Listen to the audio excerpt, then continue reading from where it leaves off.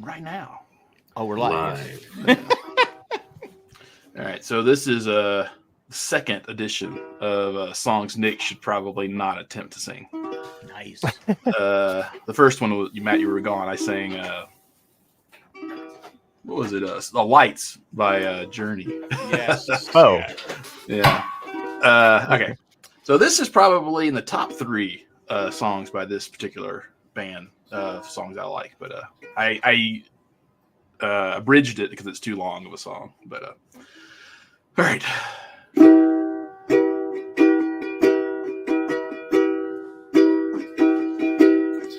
Look at who Chris is fighting. Look at the old man crying. Look at Matt, he's sighing. The way they've always done before.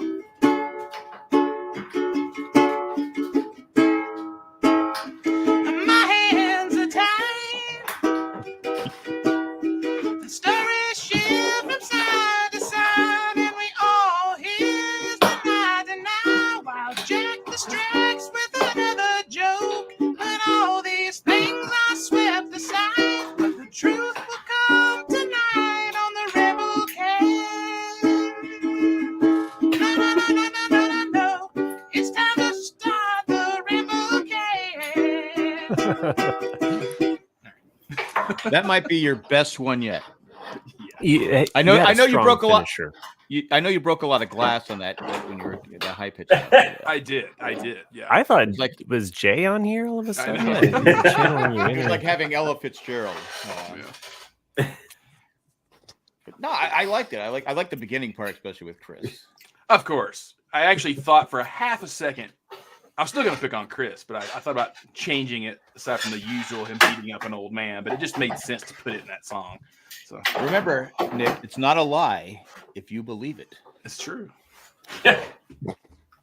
We all know what happened. You know. Yeah. That story actually came up the other day at work because I was with some people from work.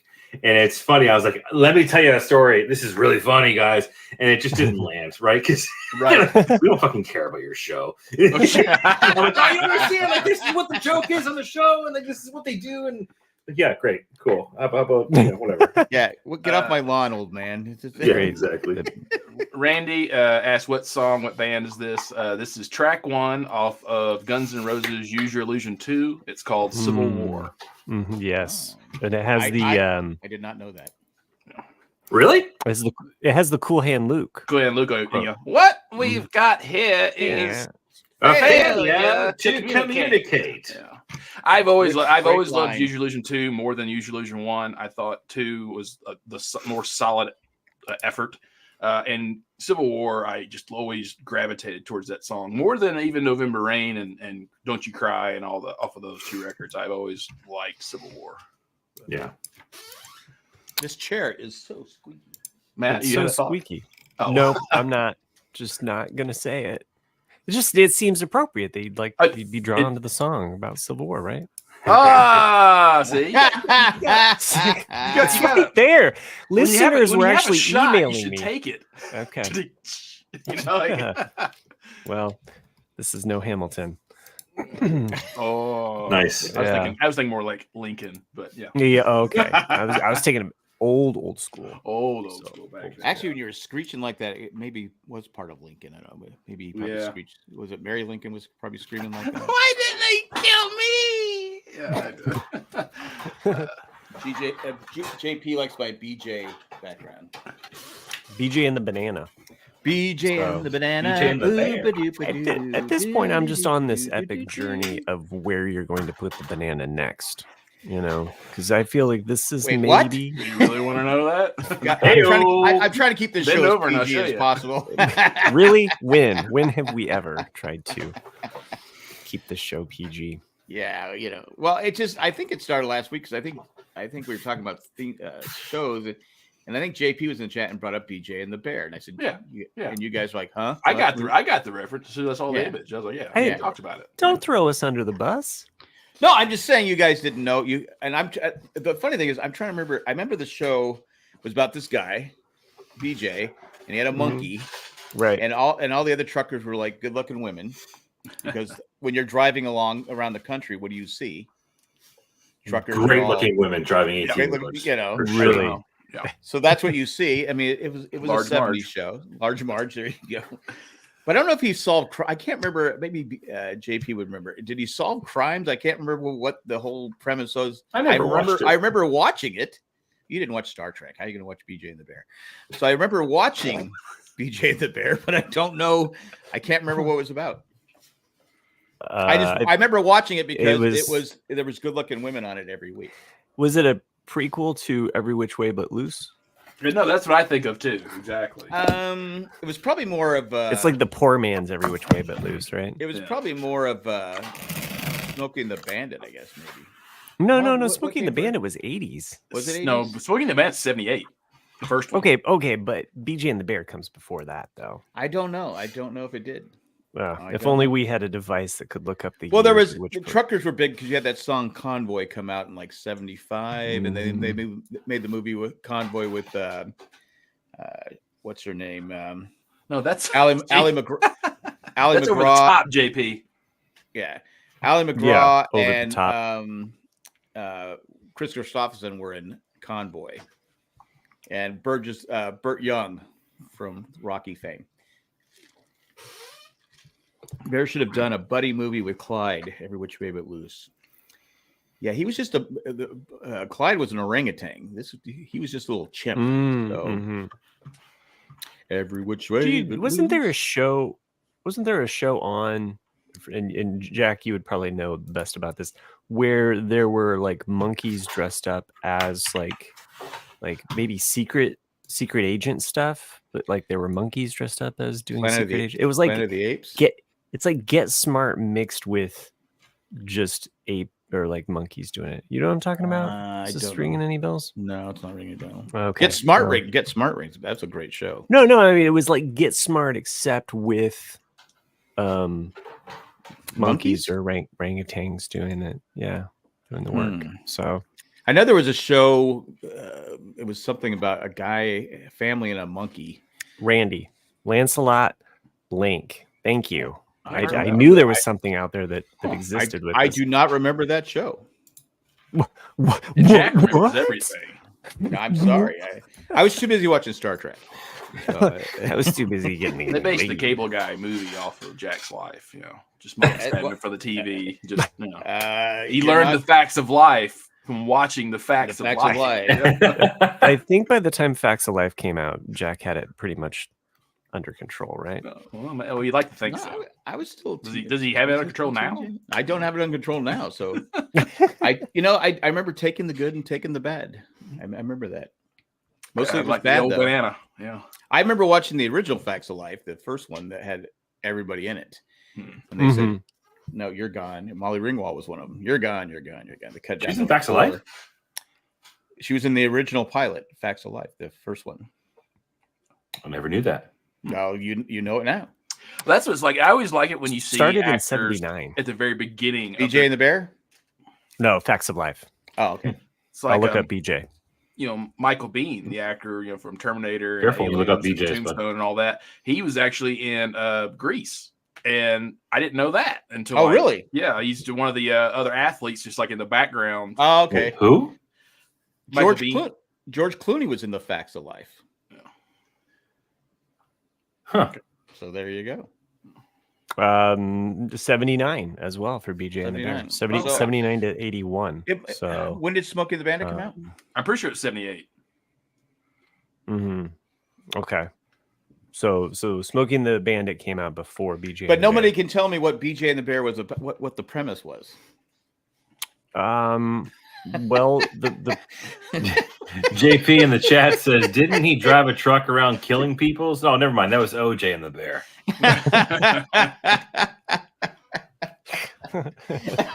Talk about the biggest non-story of like the decade. OJ Simpson dying. I've yet to see anyone not be happy about this, which is kind of strange. I saw he had cancer, and I don't usually wish this on people with cancer, but I hope it was painful. You could say seriously, you could say that he was eclipsed by other things. A little bit. As a kid, I grew up, O.J. Simpson was playing for the Buffalo Bills. He was larger than life.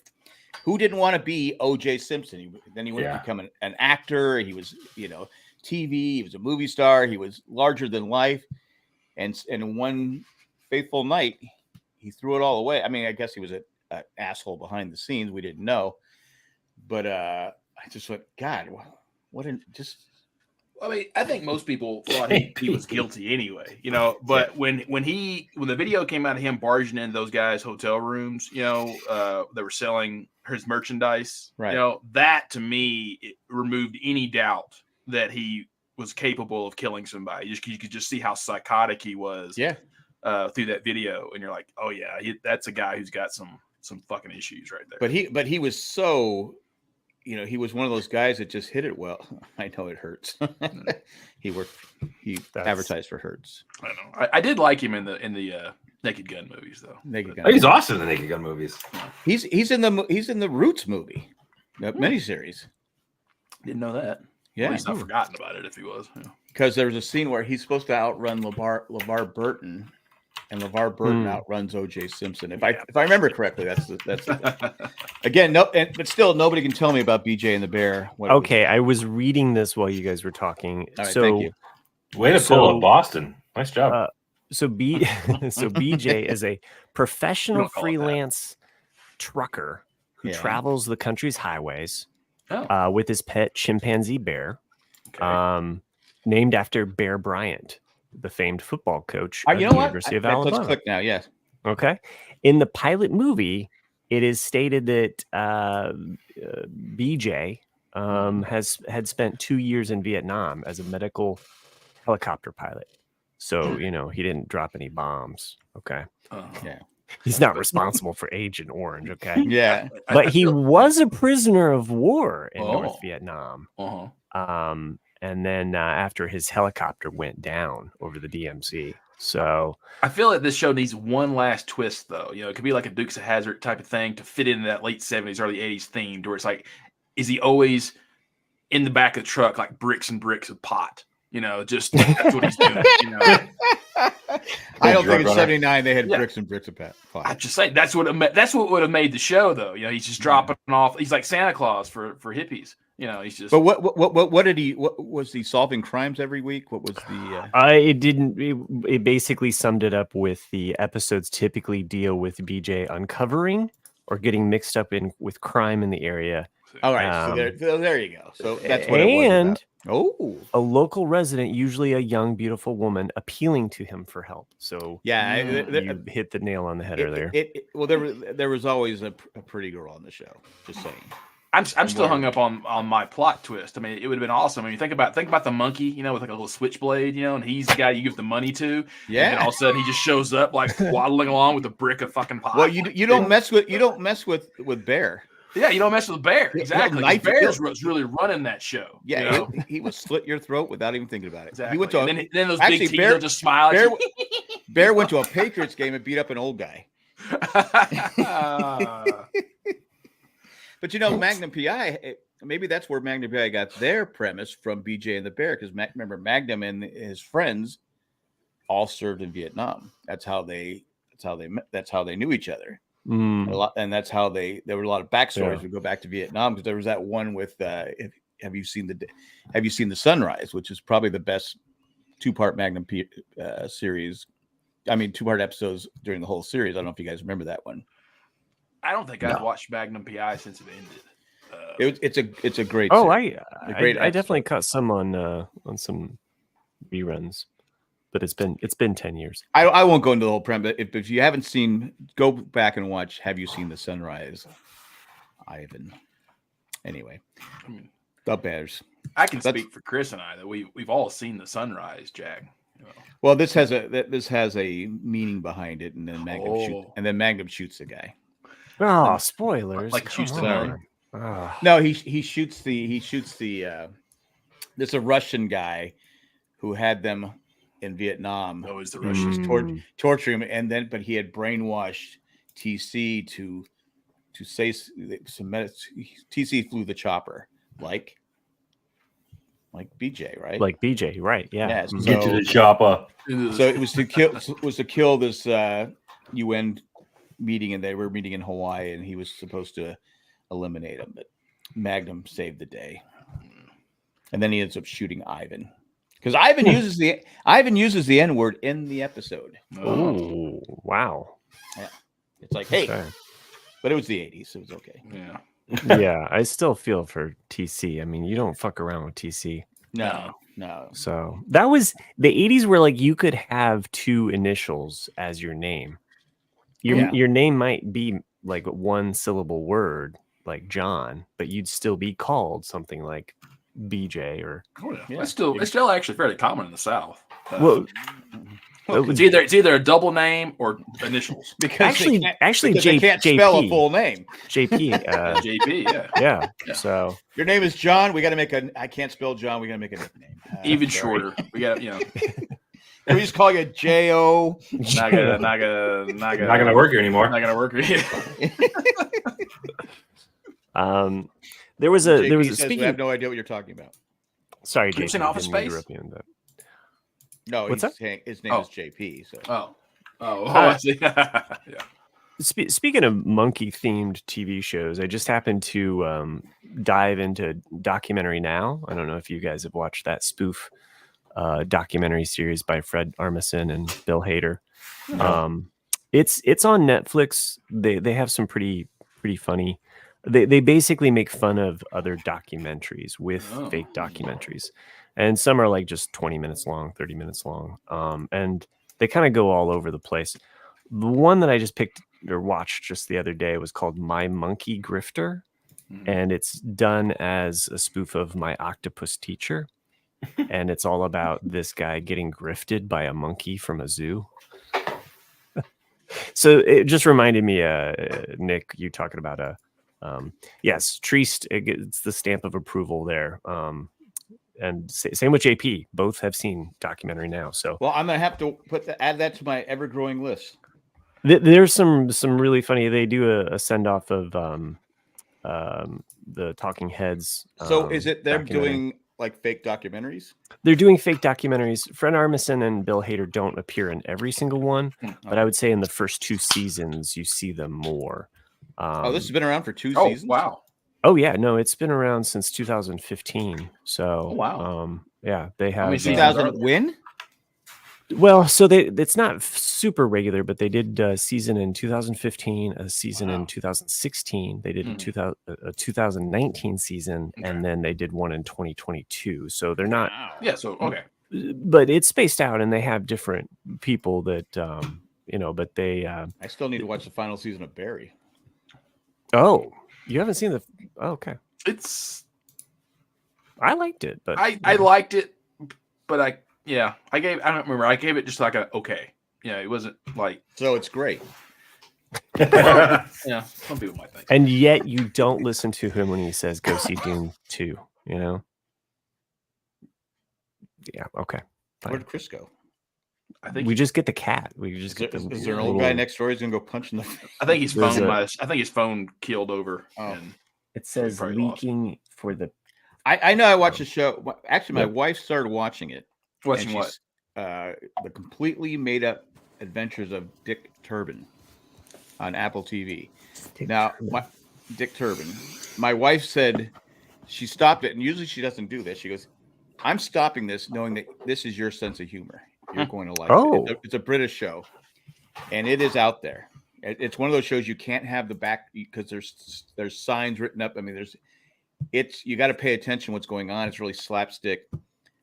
And I go, "You're completely right. I love it. I was like, what the fuck? Well, slapdick. What's slapdick? Play a little game of slapdick over here. No big deal. It's like pickleball. You just you fired up Chris there. Yeah, Chris got excited. Woo! No, but it's on Apple TV. It's just a crazy show. Like 17th century, I think, or something like that. Oh, okay. So it's a way back. Okay. Yeah, it's a way back show. You had me at British shows, but now when it's British period pieces and a comedy, it's hitting the trifecta here for me. The guy that plays Dick Turpin is just. I mean, they had the episode I watched yesterday was about witches, and someone has a sign: "Witches get stitches." And Nice. Yeah. So you really have to pay attention to what's going on with the show, because there's just different things in the background. If you got it like background noise, you're not gonna get most of the jokes. So if she floats, she's a witch. Yeah.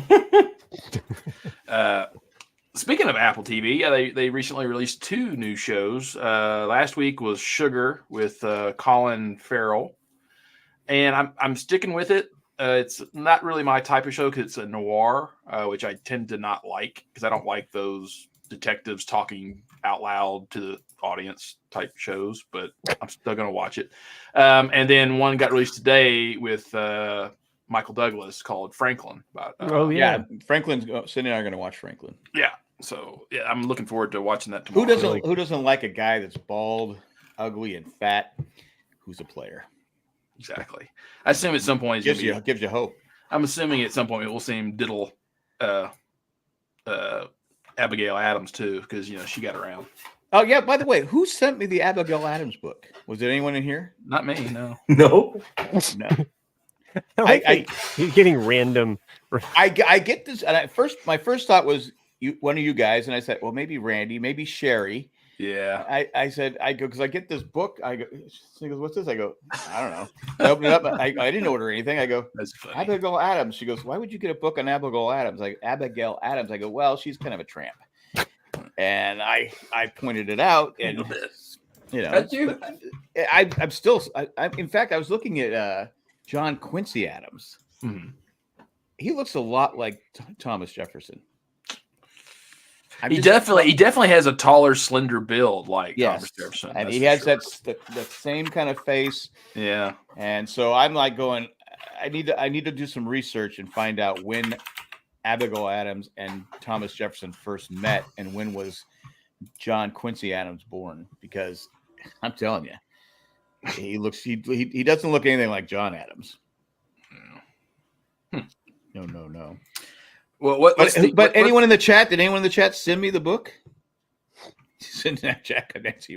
So is it a biography on her life, or is it? It's a children's book. A children's book. Okay. I'm thinking it's like a historical book. No, I go. Well, this won't have that in. Well, who knows? It might have it in. This won't have it. Oh, it does. It was banned in Florida. That's all I know. Okay. So. A lot of graphic images. A lot of teeth removing, and put them on the shelf. No. Sherry's awful. Sherry says it was not her. Oh, okay. I wonder who it was. It has to be. I don't know. It has Maybe to be somebody Dan. that. No, I don't think he listens to us. So I don't think. Speaking of chopping on cherry trees, I've been watching the History Channel on George Washington. Oh, so yeah, that's pretty interesting. Oh yeah, it's called Washington. What? It's about watching how his career, how he started out, and how he wanted to be a British, officer, but they wouldn't let him be a British officer, and he kind of got pissed off. It's all right. We're gonna take you down. That's exactly. And how he chopped down the cherry tree to build his teeth. So that was the whole thing behind the cherry tree. Okay. Yeah, that's what I'm saying. Mm-hmm. Well, they say at one point George George Washington not to be a liar. The whole cherry tree thing. George Washington lied all the time. Well, if he's a successful person, politician, that equals lying, right? Am I right? Don't besmirch the good name of George Washington. Oh my gosh, his children died for this country. He didn't have any kids. We had step. Yeah, because they died. They died of getting colds. Dysentery. Yeah. Was it? Did they have dysentery? Oh, okay. No. They were going. That would relate to the Ghosts, the show Ghosts. Yeah. Which I think I'm a couple episodes behind on. So you gotta catch up. Gotta catch up. It's easy to fall behind on shows, Abbott Elementary. I really enjoy that show, but I forget about it, and then all of a sudden I'm like, oh, we've got a couple episodes to watch. So yeah, but I've been finding this.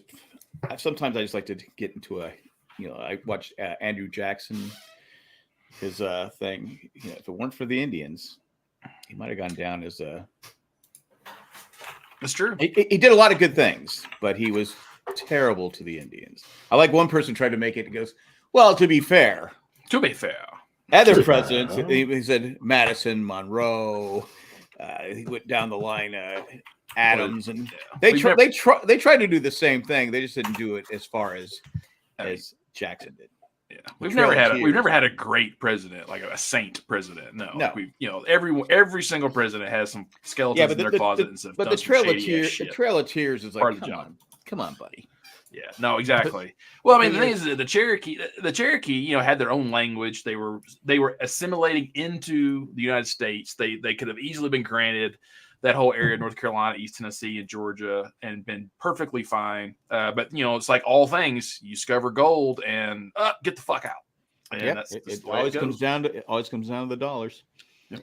But it's just like one guy trying to make it seem like it was okay. I'm like, no. And then they had another guy, I forget what Indian nation he was part of, but he's some professor. And he's like they're talking about how Jackson, his troops slaughter these Indians, and one baby is left alive. He goes, "I will adopt this baby." And then people are trying to say, "What a great thing!" He goes, "He literally slaughtered all the other people."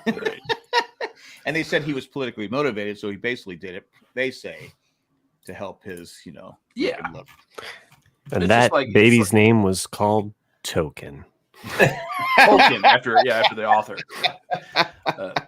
But Jackson was an interesting guy. I mean, he was a fascinating guy. I mean, it's some of the things that they do. You just go, oh God, it's even Washington. He owned slaves, and you're like going, geez, Yeah. But it's even like Jackson up to that point was he was famous for Battle of New Orleans, which was actually fought after the war was over. But it's like, okay, they didn't say that in the thing. They said, "Oh, without him." No, they wouldn't win. The war would have been under British rule. I know, but I'm just saying what they said in the miniseries. Well, they definitely like to take some liberties. So, liberty. We're not sponsored by them, by the way. So anyway, I've been watching a lot of that stuff because I just find it fascinating. And just once in a while, It is. It's But you go, hey, gosh, God. Speaking about questionable decisions, don't you think we should take a commercial break? I don't know. It's pretty questionable. I don't know if I want to be responsible for that. I might run for president someday and it'd be like, hey, remember when you took that commercial break and we weren't ready? That's the thing. That's the thing that they're going to hold you to. I don't want to be dragged down by that. Sure. So you take it, Matt. You'll never be president. Probably not. Probably not. Don't really want to. And when's the last time somebody from Indiana was president? Yeah, he just went out for 3 days, got a cold, died. So. My favorite president, he knew how to leave on a high note. Yeah. I'm gonna give down from here. I'm gonna give a long speech that nobody can hear, so I don't have a microphone, and in this cold weather, and then die. Yeah. Did we take the break yet? Yeah. Okay. 27, 33, or 32. So I started watching For All Mankind again. So I'm on the current season. Mm-hmm. So far, so good. Yeah, I remember you saying that last week. What episode are you on? I don't know. 3 or 4. What happens? You're probably a little bit further than I am. So have you got some part where they go to Jupiter yet? Have they reached Jupiter yet? No, they just discovered the second asteroid. Okay. All right, that's the one that crashes into Jupiter. It was actually in Uranus. Yeah. Yeah, you're right. Well, there was the thing that does crash into Jupiter in the 90s. But anyway, sorry, that's Skylab.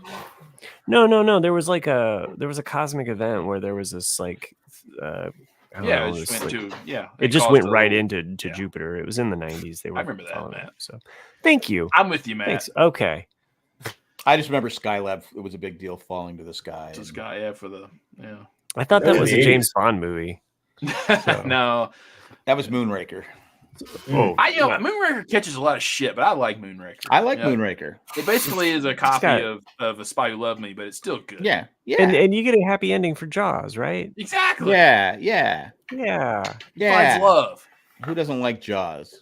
Yeah, I'm a mass murderer, but I love you. I think I'm about halfway through the first episode of the new Fallout series. Now that I've been curious about. Like, it so far it's pretty fucking good, dude. Okay. Like, have you played the game?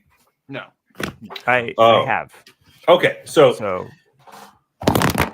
fuck. Oh, we just lost Chris. No, I'm here. Can you still hear me? I still hear you. Yeah. It's I don't worry about the picture. I think fake Chris does a better job. Yeah. I got rid of my Mac, so I'm kind of reconfiguring everything. I need to get it. I'm using my phone, but I'm using some third-party app that does like, you know. Is it because you don't want Mac to track you? The Apple products. The quality is the quality of the. Turn the light on. Turn it off. Turn it off. God damn it. The quality. Red Rob. So now I'm trying to like figure out how to. I don't know, but you're making me fucking dizzy. I'm fucking it up hard, aren't I? Yeah. You make me dizzy, Miss Lizzie. The perfect. Oh, perfection. And then It's back to the kitty cat. So Chris will come back, and when he does, he's going to be stronger than ever. I don't think he ever actually leaves. I think just the video feed. So you people that are not watching live get to miss out on this great stuff. I mean, great content. Or me just randomly going off. And now I'm blurry. What the fuck, dude? I would actually. Speaking of that, I would actually love to. I mean, I witnessed it firsthand, but you. Just being a casual podcast listener at that particular moment, just be like, what the fuck? What are you talking about, casual listener? Host. Yeah.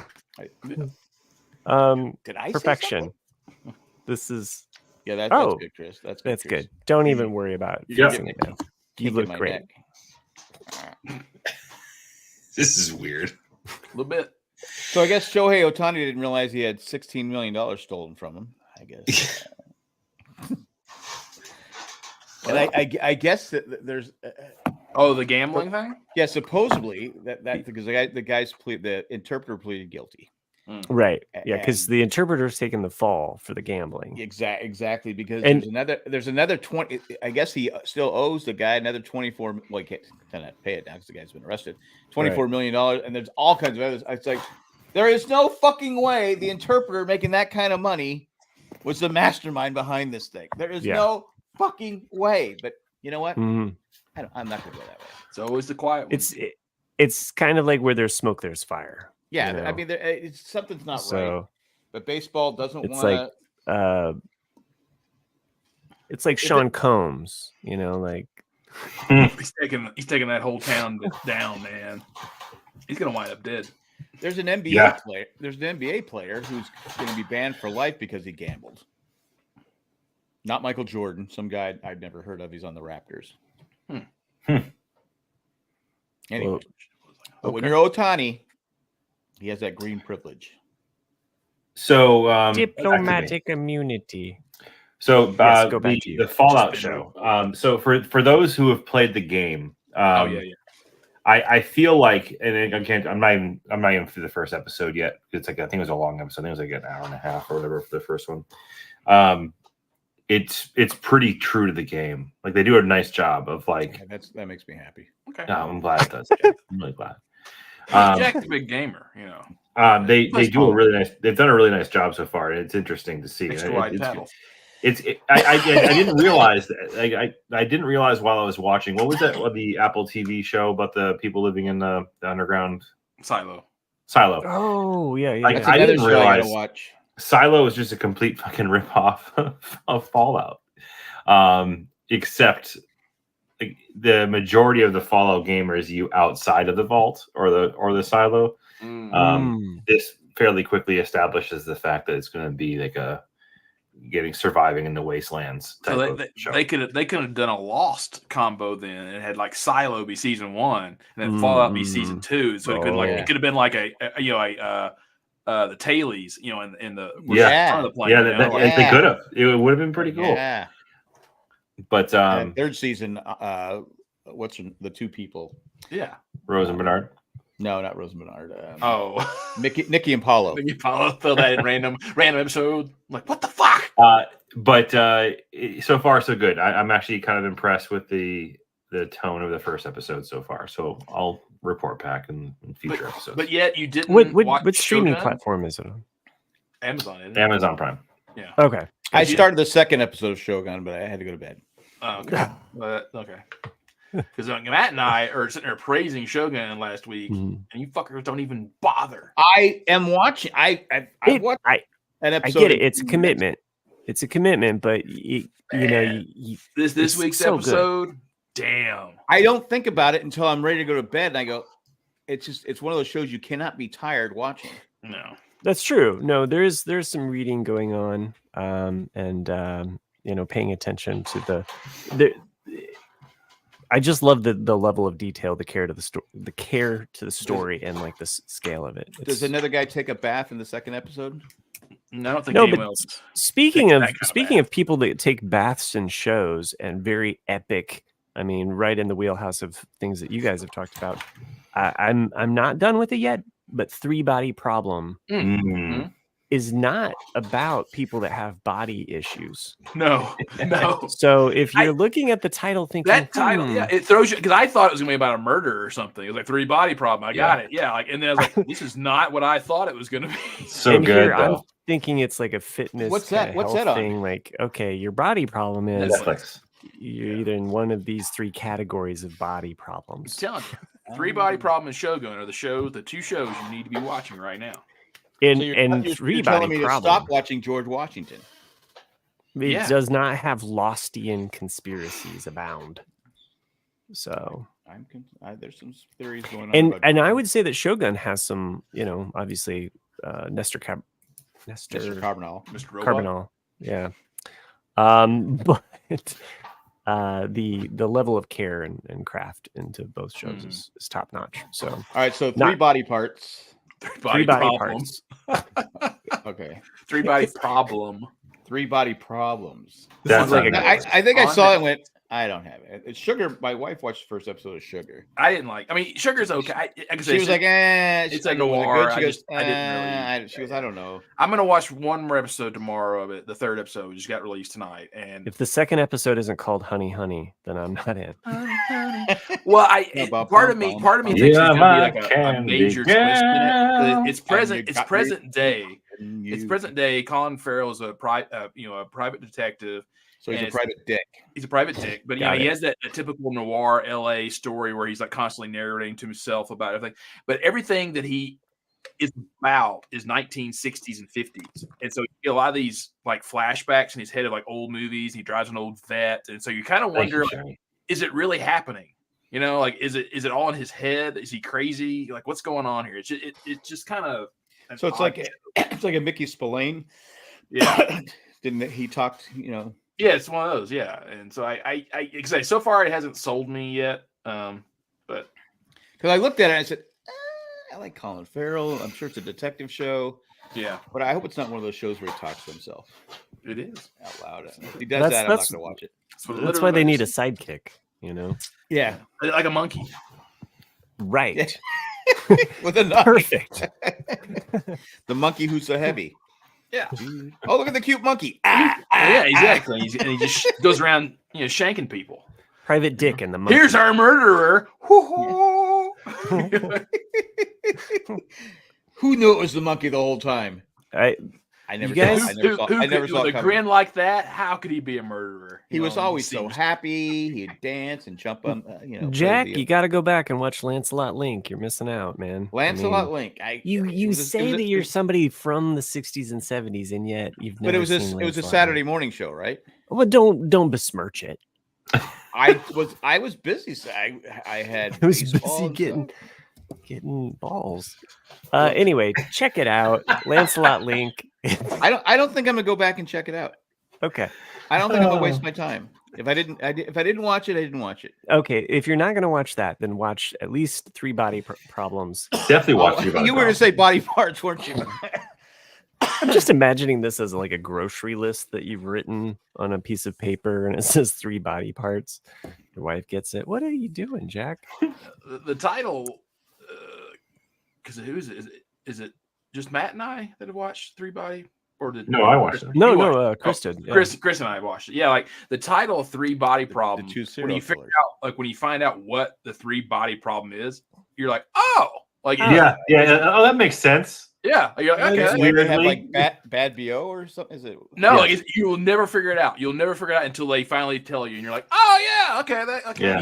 You could try to guess, but you're not going to get through. So if someone has a problem with their body, no, they've got 99 problems, but the body ain't one. Body ain't one. Yeah. I don't know. I guess maybe the first episode, as Nick described it, is kind of like a huh, and then it takes the second episode to be like, oh. But the third episode is what got me. The third episode, once I got to the end, I was like, okay, exactly. That's what I said. That's exactly how I felt. Fucking on. Yeah. So I have to watch 3 episodes before I find out what the body problem is. Well, I think it's because it takes it a while to really reveal what this world and the story's about. It's almost like a fortune cookie. It really is. Is it present day? It is present day. But like the first episode, though, like I said, it takes place from this Chinese woman's perspective back in the 60s or 70s during the Red Revolution. And so a lot of that first episode is a lot in Chinese. And so it's a little, I wouldn't say it's a chore to watch, but it's just those people who don't want to read subtitles might kind of go, I don't know if this show's for me. It's another subtitle show? No, just that first episode. And then, and then once you get, like, by the end of the third episode, you will be hooked. You will be hooked by the end of the third episode. It's a great fucking TV show. The writing is awesome. I'm hooked because now I know what the problem is. Yeah, BOED and arthritis. Okay, yeah. I mean, Mike makes a good point. Yeah. The body problem is you got the 3 ones when you get older. So there you go. Did I use deodorant today? I don't know. I don't care. Why do old people always smell of like baby powder? They don't give a fuck. Yes, they do have that weird smell. And you're like, why is that? Why do all old people smell that way? Because I think a lot of them put like a powder on them. Yeah. It's like powder? Yeah, like Gold Bond and baby powder. Dude, I'm a big fan of Gold Bond, man. I've been using Gold Bond forever. Well, you've been old forever. Yeah. Oh, Gold Bond is the best thing to cure swamp ass and or ball chafing. Yes. Like with one application. Why is that not our sponsor? How they have not sponsored our show yet? Chris, this goes back to the rooftop bar at Comic-Con back, I don't know how long ago. Last time I was there. Right. And we had this lengthy conversation on the rooftop bar about people who didn't know about Gold Bond. Oh yeah, I remember that conversation. Yeah. I think I was on an island with myself. Nick, were you part of the Gold Bond movement? I think you might have been. I remember very distinctly having a large argument about Gold Bond. Tim was with me. Tim was definitely with me. That's not helpful. I know that's not a selling point. I mean, in the South, especially, you're playing football or baseball thing where you're wearing tight clothes. You're putting Gold Bond on, because it's just Or it's also a good remedy, like. Yeah. You know how if you've been up on your feet all day long, right? And so the next day, athlete's balls? No, not athlete's foot. Like if you've been up and about all day long, walking around, and you get ball chafe, it happens. Or just think about your ball sticking to your leg. So if you take like a handful of that powder and you just fucking slap it on your nuts before you go to bed, you're gonna wake up in the next morning and that ball chafe is gonna be gone. It's guaranteed to work. I'd like to apologize to any female listeners who probably didn't want that amount of detail on human balls, but hey, man, the more you know. Sure. So buy your man some Gold Bond. If you have like this, like kind of wow, that's what you should just draw detailed balls in this. This is my drawing for the night. Anyone who sends an email gets a free drawing from Matt of some balls. Don't forget the hairs. Those are raisins. Anyway. I'm imagining big raisins. I'm imagining Chris in the future prunes. Using some type of a hemp CBD. Totally. Gold Bond. You mean like future? Yeah. Future. That was Tuesday. I don't know what that was 30 minutes ago. I'm doing it right now. You remember when his camera went off? Yeah. It was just it's like you guys saw Crazy Stupid Love, didn't you? I love that film. With Ryan Gosling. Yes. Oh man, it's a 2011 film with Steve Carell, Ryan Gosling, and what's the female? She just won Best Actress. Emma Stone. Emma Stone, yeah. Yes. And who is a Padres fan? Yeah. So there's one scene going at Chris. Basically, early in the film, Steve Carell they're going through like that middle marriage hump where the wife's kind of and him have just gotten content with their relationship, and she admits that she's cheated on him.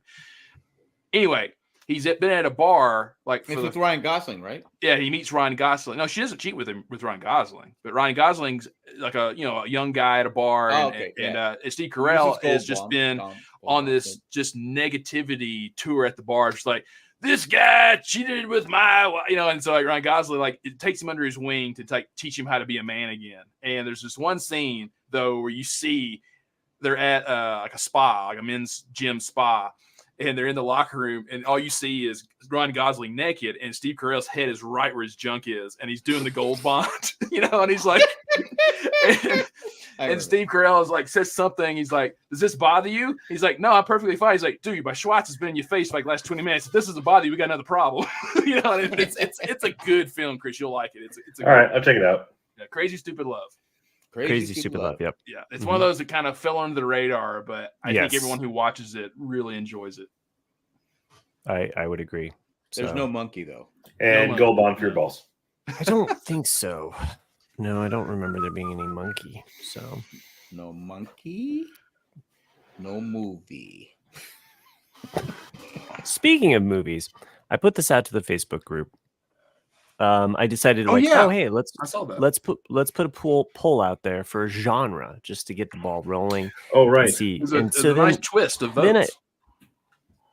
It was. Now I also thought, hey, do we all pick the same genre, or should we pick from the top four? I think it has to be all the same genre because the same genre. Yeah, because it puts people in a focus of because if you say romantic comedy, like if one of us does romantic comedy and another person does action, you're going to pick a totally different type of director and different kind of stars, and then some people are going to vote based on that. But maybe I want a Michael Bay rom-com.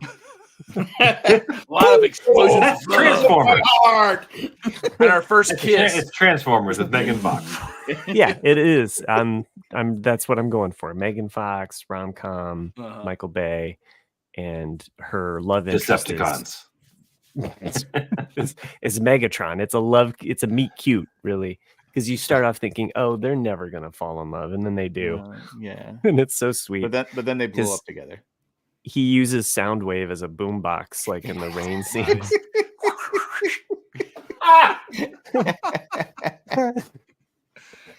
That's perfect. Anyway, I'm gonna go see that movie.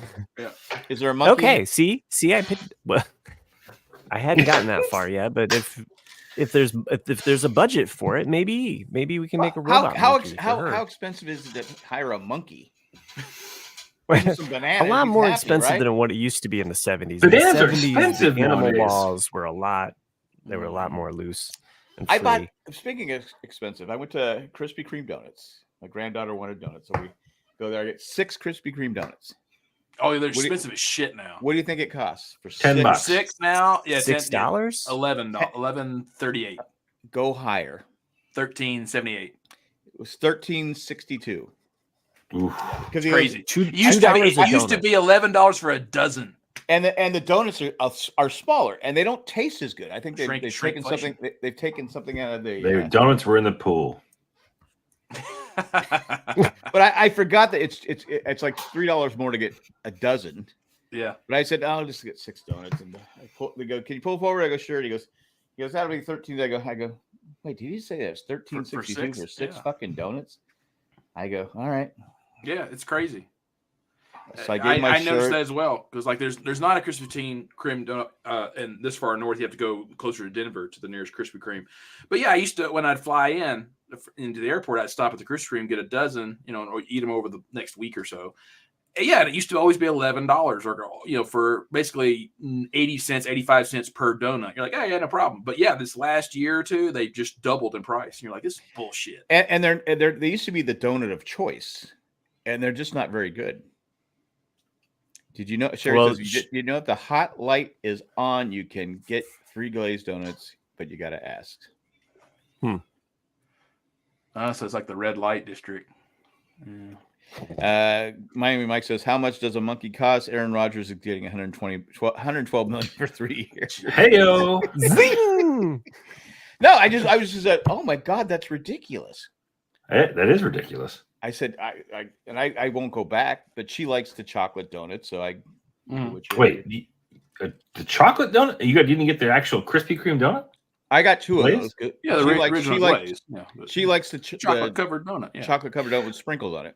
Yeah, I remember when Krispy Kreme made its way into New England, and I was working in downtown Boston at the time, and at the Prudential Center in Boston, and they were there, and they opened up in the Prudential Center, and everyone thought it was the best thing ever, and then all of a sudden they just closed down because there's a Dunkin' Donuts on every corner in this Gotta town. go to Dunkin's. Dunkin's. I mean, it's definitely a Southern thing for sure. I think Krispy Kreme is superior because that's just what I grew up with. I like the light, fluffy, donut at Krispy Kreme. I like a donut that has some substance. See, that's where like New England when you think of Dunkin', it's like a cake donut. It's like that's what I want. thick, it's still a good donut, but they're just different. You're talking about donut holes. You're talking about donut holes, Jack. So I grew up we're in Dunkin' Donuts land in Massachusetts. There's tons. It's just they're everywhere. It's like the Tim Hortons of the United States, right? Or I don't know, the Waffle House of the North. But like I grew up in a town that literally had what? I thought the Waffle House was the South. It is mostly. Yeah, you said North. Of the North. Yeah, never Waffle mind. House of the. I got what you're saying now. There you go. I really wasn't listening. And he's back, ladies and gentlemen. Was there a monkey at Dunkin'? But I grew up going to the Dunkin' Donuts. Like, time to make the donuts. Like the old guy, the commercial. And this makes no sense to anyone who lives outside New England because you never saw the Dunkin' Donuts commercials from back in the 80s. I can say that thing all the time, and people are like, "What?" Time to make the donuts. It totally dates me generationally. If you used to walk into Dunkin' Donuts and they'd have like a window into the bakery where you could see them making the donuts. Yeah. They don't do that anymore. They're not made in house. They're made in some like factory somewhere and shipped in, or they're made in like big batches and they're frozen. They brought them in. But I used to be able to walk in, like look to your left, look to the plate glass window, and see them like dipping the donuts into the oil, frying the dough, and doing it was awesome. And that was when the donuts were amazing. Yeah. Now they're good. They're just consistently good. They're not like great. They're just.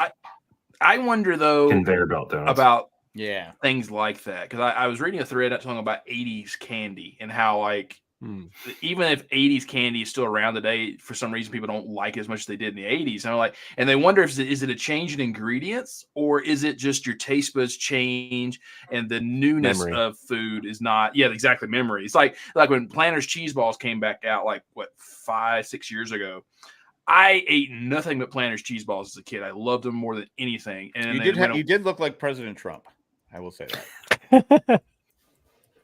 All right, that's it. I'm fucking out. Wow. Hey, no. What did we do? Please come back. You called him Trump. That was Jack. Orange Planters cheese balls. Come on, guy. I wasn't actually calling him Trump. Jeez. So yeah, but like when they came back out, I ordered like a whole crate of those. I remember that. Yeah, because you weren't sure if it was going to be like a short time or were they going to be around. Yeah, you made such a big deal about it. I got some. I was like going. I got some too. They're all right. And did I? See, I mean they're great. I mean but they didn't capture the. It's kind of like the extra cooler for Jay, or you can't go back. Yeah, you can't go back. It's I like to like.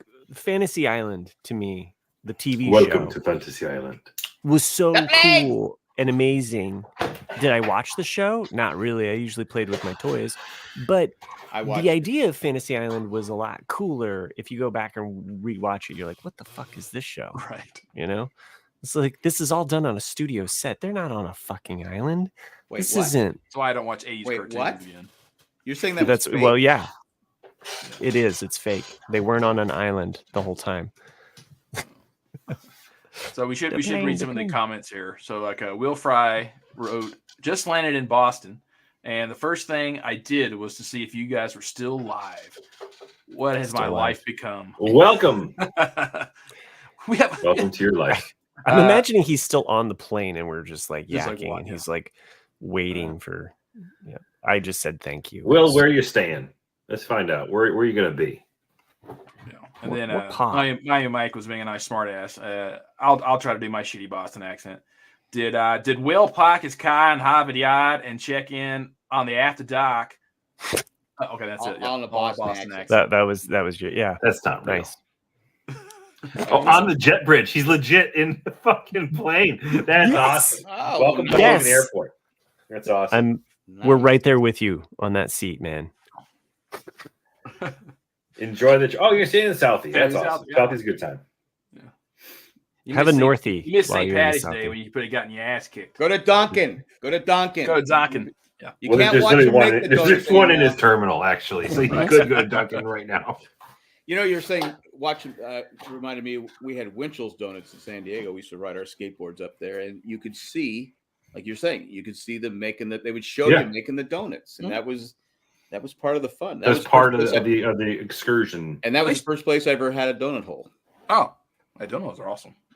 You can still get Krispy Kreme if it's the actual one that actually makes them. Yeah, I'm so done with Krispy Kreme. Shut up, Jack. It sucks. I mean, I'm sorry. It's just the donuts are not worth it. They're not good. They're not like because first Krispy Kreme I ever had was in San Diego. They opened up one. I used to go there like. Well, nothing's good in San Diego. No, these were good. There was good donuts. They'd be nice and hot and fresh and fluffy. And now they're like, Well, San Diego doesn't do food, so. Yeah, San Diego has they're not no food. It's all subpar everything. Your Mexican's not as good as actual Mexican. You know, it's your burgers are shit. You know, like it's just. That's why you have to go. You have no pizza. Your water has to be brought in from Colorado. It's just terrible. Well, to be fair, yes. To be fair, yes. Well, now they have so much. They've had so much rain the last year and a half, but it's all going into the ocean because they have nothing to. No reservoirs. Reservoirs. We can just dump in the Salton Sea. We built some reservoirs. Nah, instead of go in the ocean, fuck it. We'll just keep draining Colorado. We've had so much rain over the last couple of days. It's truly amazing that the clouds parted on Monday, and we didn't have rain. We had an eclipse. But every other day of the week, we've had clouds, rain, wind, clouds, and the one day that we need it to be sunny, it's like 75 degrees and clear skies. And so I know today it was supposed to rain. It's raining now, but it was supposed to rain all day because my granddaughter was supposed to go to a Mudcat game, which is a minor league team for school for her. What's a Mudcat? It's a Mudcat as a catfish type thing. You don't know this? Oh, I'll say okay. It's a catfish. Yeah, I thought I wouldn't have to explain that from one from Tennessee, but that's okay. That's a South bird. No one has ever referred to a catfish as a mudcat. Well, it's North Carolina. Exactly. I don't know. But anyway, it's a double-A team. It's a nice field, but she's like 5, and I'm not on the list. My daughter didn't put any of us on the list to be a chaperone. I said, so wait, she's going to a game at 5? So I didn't want her going because I'm maybe protective. But luckily the game got canceled because it was supposed to rain. Well, it didn't rain till like 8:00 tonight. The game was at 11:00 this afternoon. Whoops. But I won. I said, where's she going? I go, I'll go. And she goes, well, you can't go sit with him. I go, I don't have to sit with them. How many people are going to be at this game at 11:00? At least I can sit there and make sure the chaperones are paying attention. I'm supposed to trust these people with my grandkids? Sorry. You got other ones. I only have one granddaughter, though. And again, I've told you before, she's like the judger, right? She's also the one with the potty mouth. Yes, potty mouth judger. She's got a really good sense of humor, but she will, if like I said, if you're wearing the wrong outfit, she's going to tell you. Jack doesn't have a favorite, by the way. No, I love all my grandkids actually. But I protect her because she's my granddaughter. All right. I mean, I would do the same for any of my grandkids. Yeah. But she's a judger, and we were at Costco the other day, and as we're walking in, Cindy made a comment about somebody who was wearing some pants they probably shouldn't be wearing. I go, well, it's present day today. It's just what people do. Why is this kid a judgy kid? I don't know. Yeah, well, she comes by it honestly because every female in our family is judging. She should be on the Rantcast. Yes. So anyway, so later on, this lady stopped in front of us, and her face was like,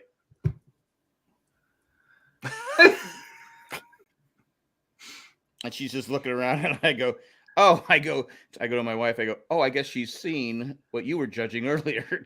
Right. And she doesn't take her eye off. I was just going. But before we went, I guess my daughter told her, don't ask for anything. You're not getting anything. Papa and Gigi don't need to spend more money on you. Da, da, da, da, da. So she got this giant pillow thing. There's like squishy. I forget what they're called. Oh, Squishmallow? Squishmallow. Squishmallow. And she goes, oh, my wife goes, you want me to take a picture of it, send it to your mom? She goes, no. Now, my granddaughter is not afraid of a camera. She likes to get her picture taken. I go, why don't you want your picture taken? She goes, no, I don't need a picture like that. Well, it turns out that her mom had told her that. We found out later the reason she didn't want her picture taken because her mom would have said, no, you can't have that. That's awesome. Mm-hmm. I go, wow. I go, geez. Smart. That is 5 how years old? 5.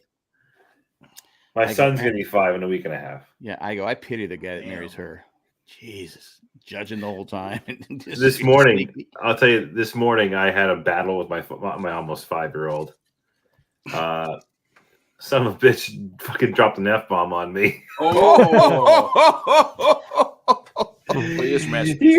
I mean, I gotta commend him because he used it in the correct context. Not me. Actually, I do not swear in front of my kids. I think it's my wife. I think my wife is super embarrassed about it because she doesn't have it. But he was just pissed. He was pissed off, and he used it in the right context. So it was like just a colorful metaphor. Not bad. Well, can I punish him for being right? He goes, "You're such a fucking dad." Wow. Nice. But he used it like the right expletive. Like he was using it with the right emotion, and he knows it's a bad word, so he was just using it because it was helping him like get it all out. Yeah. So what were you doing? What were you doing that he had to say you're such a fucking dad? Getting him ready for school. Oh. Wow. Like he didn't want to go to school this morning. He wanted to hang out and just chill. Like I was like, dude, yeah, I have to go to work. I can't go to work until you go to school, and you're not gonna make me late, buddy. It's not gonna happen. But he just didn't. There's a job for him on the show. Yeah. He just didn't want to have any of it, and he was battling with me. Like threw his shoes across the house. I had to go run across the house and go get it. Meanwhile, so he's got your temper. Yeah, exactly. Watch out for those old neighbors, or yourself. You're such a fucking dad. And I go, what did you just say? He said it again. I go, no, don't answer me. But his big thing now is he likes to.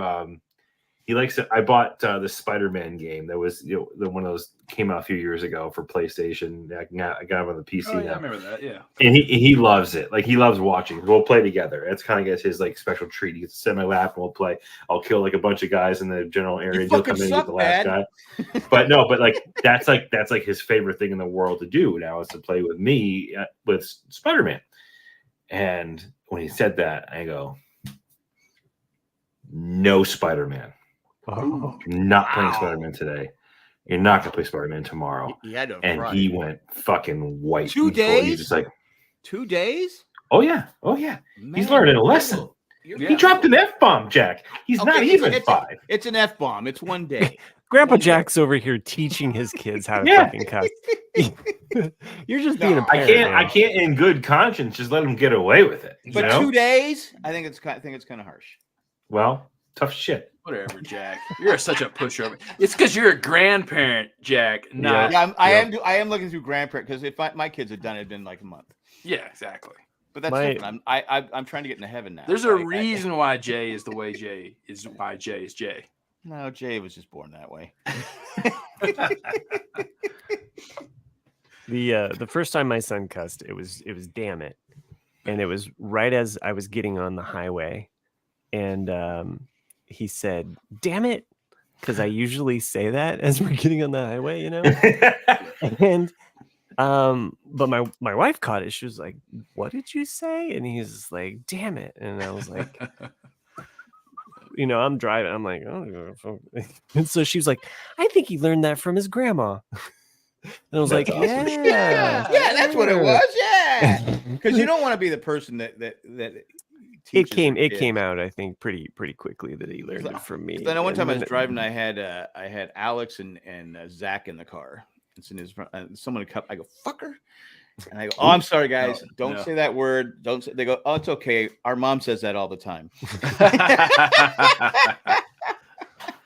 I go, "Okay, well, so I'm in the clear on that one." I know I told y'all this story. Y'all might have forgotten it though, but I remember getting my ass handed to me for this one, which it wasn't even my fault. It was just misunderstanding. It was, my dad's name is Greg, and my last name is Dunn, so his initials are GD. And okay. And when I was going to like 4-H camp or somewhere, he had this really, really old suitcase from when he was like in college that was good for a kid at this, because it was small. I could, a few days worth of clothes. And I said, "Where's the GD suitcase?" And my parents had his initials on it. That's his initials were on the suitcase, and so it was GD. So that's always what I referred to as like it's the GD suitcase because it has GD written on the suitcase. And I ever go, "Where's?" And I looked at my parents, like, "Where's the GD suitcase?" And they just kind of went, "What?" I was like, "Where's the GD suitcase?" And they're like, "Do you want to say that again?" And I'm just sort of like, "Where's the GD? Where's the suitcase?" And then you said, "What the fuck are you not understanding?" Yeah. Proceed to getting my ass whooped. And not understanding why. I said GD, it's GD. Takes off the belt. Yeah, and say it one more time. Open your mouth. Here comes the lava boy. They finally figured it out after as they were patching up your back. And they said, "Oh, you meant? Oh, I got it now. Sorry." Okay. We'll go to bed. No supper for you. We're putting your flesh back on you. I did write this down. It's not as funny, but I was at a gas station. I had two of my grandkids in the car. One is Hayden, who's like 4, and does repeat everything that people say. Now this car drives up, and they're blaring their music. And I've had this policy. I used to do the same thing. I don't get mad when people are blaring their music because I did the same thing. People look at me and I go, "Fuck you," whatever. Well, this song is saying the N-word nonstop. And I'm like going, and I'm looking at my grandson, and I have my windows are up, but I can still hear every word of the song. So here's my point. I go, what if my grandson, who can't say that word, hears that word and says it, right? Now this is where it's like I wanted to say to the person, "Hey, I know you can listen to your music, but my grandkid here, what if he?"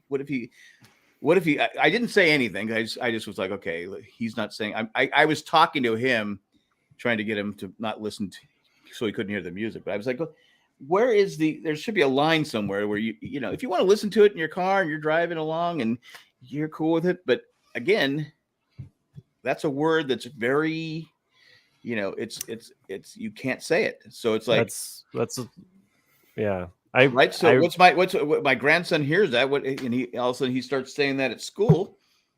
What's going to happen? So I'm just saying, shouldn't people realize that maybe they should be playing that music with those words so loud? Again, I don't mind people playing loud music because I did the same thing. I mean, I think in general, you should be blasting profanities out of your car stereo. Which I never did. My music was clean. Like if you're driving down the highway by yourself, by all means, rock out with your whatever out. You know what I mean? But like if it's you're pulling up to a stop sign, it wasn't a guy. It was a female. Don't be a fucking tool. Turn your shit down. I was like going. Michael Bolton. But I just started thinking. I go, what if he starts saying that? I go. So I was like, so Hayden, what did you do at school today? Blah blah blah. And I hadn't even started filling up my tank yet. I didn't start till they stopped the music, and they were there for about a minute, just boom, boom, boom, the same word. I'm like going, oh my god, is there any other words in the song? Sure. So it's just stupid. Like I can't stand when people drive up like with their music. Like I mean, drive with your music loud. Fucking go nuts. But if you're in a public place, you're pulling up in a gas station or a stoplight. Now, see, when I was young, I did turn it down. No one gives a shit about your music. I did turn it down, but when I was driving down this road, I would have it blaring and just Sure. I'm convinced that there's a good third of, especially the U.S. population, that has main character syndrome, is what they're calling it. Oh yeah. Where it's just like, everyone else is in my world, and everyone should be looking and pay attention to me. Correct. And, you think it's because of social media? I think it's part of it. Because their parents didn't pay attention. That too. Yeah, I think it's a combination. It's always a combination of things. Yeah, it's not. There's no silver bullet on that, but yeah, for sure. But we have a lot of motorcycles that ride past our house because we're just 2 blocks from the like Angels? the downtown, like our downtown of our city here. Like there's a couple bars, and so that we always get bikers that drive by blasting their mufflers really, really loud. Now I've thought of this kind of like a device. Okay, it has to be metal or somehow, and it's got to have like these barbs in it, but you stuff it down somebody's like muffler. Okay, now we can still like blow out the exhaust, right? But as it does, as opposed to having that loud, like, like loud kind of like obnoxious sound, it sounds like a kazoo. So it's just like wee, and it just kind of like demasculates the fucking motorcycle. I did see. I'm not sure if you ever seen it. Somebody took one of those really good thick balloons and cut like a little bitty slit, in it, and put it around one of the mufflers of like a car like that. That just and it makes this it just totally makes it. It was hilarious to watch. That's what I want. Yeah. Well, that happened to me. You're talking about loud cars. I had to pick up my daughter from school. She's going to nursing school.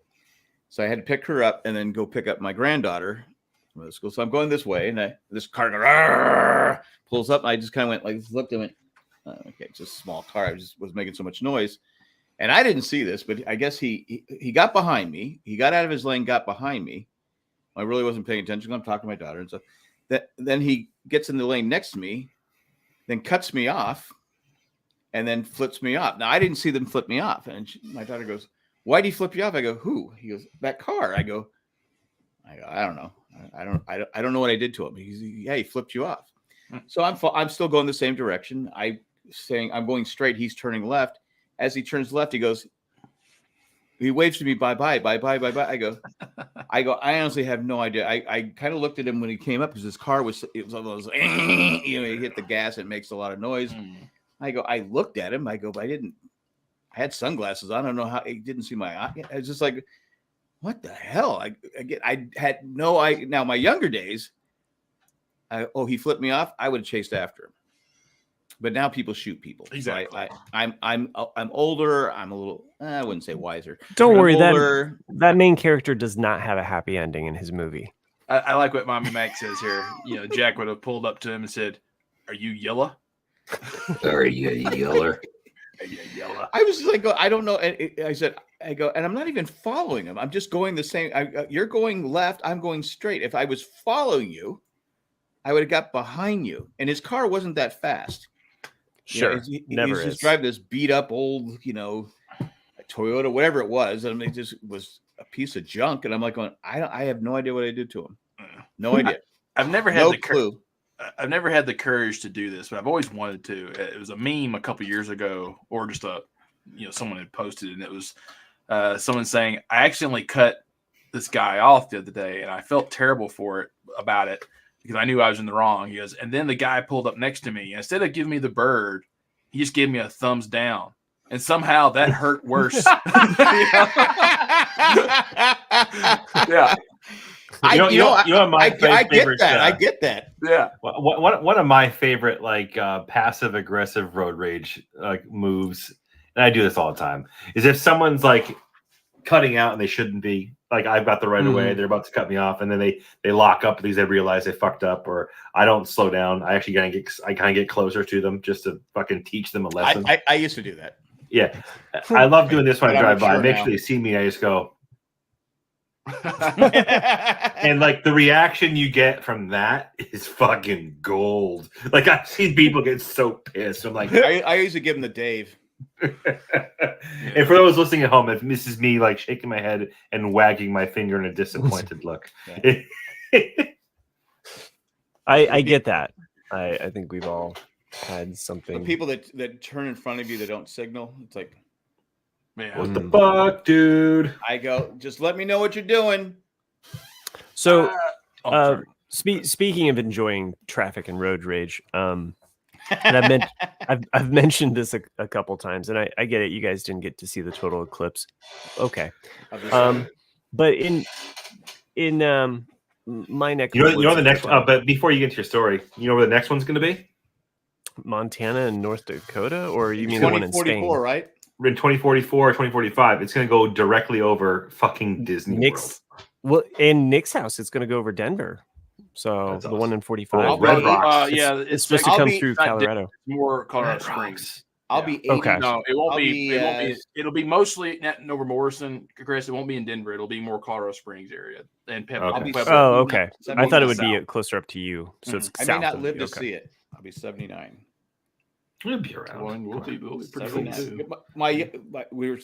Our grandkids will be like 25, 26. You should make it a goal to outlive fucking OJ. All right, so it does blow my mind. 76. It blows my mind, that he died at 76, in the fact that when this happened, I thought he was old then. It's like he was 46. I'm like, shit. I was like, wow. That's crazy. Doesn't fit. So Matt, sorry, I cut you off. You're talking about one of the things that I enjoyed about the total eclipse, because I didn't have to go anywhere. It was just happening right in our yard. The last time I saw it was in 2017. Drove down to Kentucky, experienced some Walking Dead level hellscape, like highway traffic. Like it was nuts. Anyway, so as we're kind of spending the day waiting for it to, I'm just on my phone, like looking at the Google Maps, like watching all of the traffic lines, like coming into Indianapolis, because there was this heavy flow coming from Chicago, up from Louisville, and then over from Cincinnati. Everybody kind of coming towards Indiana, which is a first. Why would you come to this hellscape? And then watching it after it happened, everybody leaving in those same exact directions. But there was almost a solid red line from Indy to Chicago. So it's a weird thing. It's like, you're like, I'm not in traffic, but I just want to enjoy the fact that other people are in traffic and I'm not in it. So yeah, heavy flow. I use that term. So you were happy that it was at your house. It was just at my house. Yeah, we just got to spend the day. And again, the clouds parted. It was a beautiful day. Got to see totality. And everybody that was, so there's a lot of people that didn't get to see the one in 2017. And so, dealing with like neighbors or people in Indiana, they're just like, I don't know what the big deal about is. This is just a bunch of bullshit. And then they experience it and they're like, wow, that was life-changing. That's like the greatest thing I've ever seen. Like seriously, 180 on the like, oh, that was a lot more incredible than what I thought it was. Oh, wow. It's like, yep, it was, wasn't it? Could have rented out your house for $500 a night. No, wouldn't do it. I'm thinking about doing that here when the World Cup comes. World Cup, yeah. Yeah, I could see that. Or I could just visit you and crash at your house, right? Yeah. Totally. That'd be cool. $500 a night. Oh, shit. You're making that on the podcast. Come on. Yeah, right. Yeah, right. No, yeah, I mean, I was. There's a number of games that are gonna be played like 15 minutes away from where I live.